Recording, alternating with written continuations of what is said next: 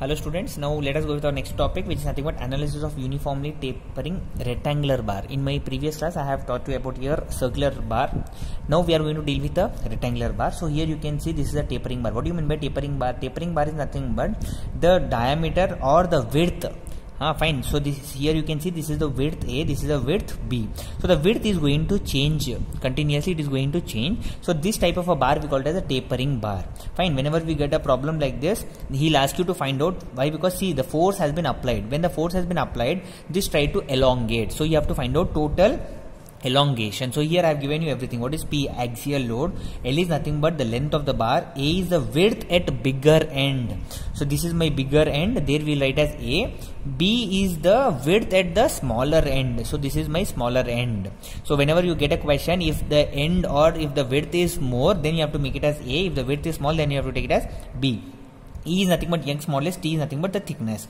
Now if you want to find out the total elongation, the equation for total elongation is PL by E T into A minus B log E into A by B. So you have to remember this one, which is nothing but total elongation is equal to PL. P is nothing but the load, L is nothing but the length, E is Young's modulus, T is the thickness.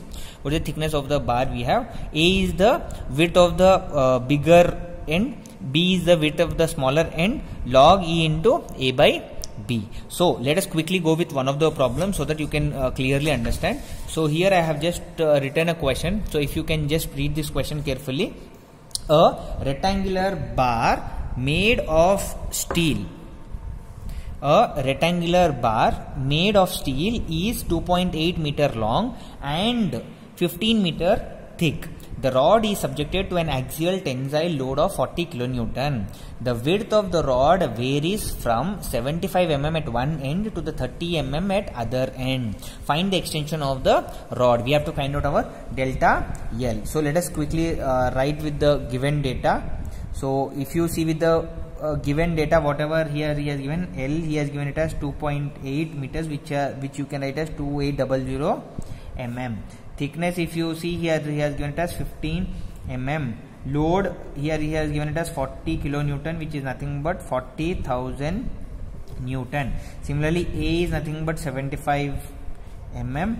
B is nothing but 30 mm we have. Similarly, E is nothing but 2 into 10 to the power 5 Newton per mm square. What we have to calculate? We have to calculate our DL, which is nothing but the total change in the length, which will be equal to, we'll write the equation PL by ET into A minus B into log E into A by B. All the given data already we have here. So we'll just substitute. So what we have to substitute? 40,000 into 2800 by 2 into 10 to the power 5 into 15 into 75 minus 30 log E into 75 by 30. Now if you just simplify this one, you will be getting it as 0.76 mm. So DL, change in the length or change in the elongation is 0.76 mm. Thank you.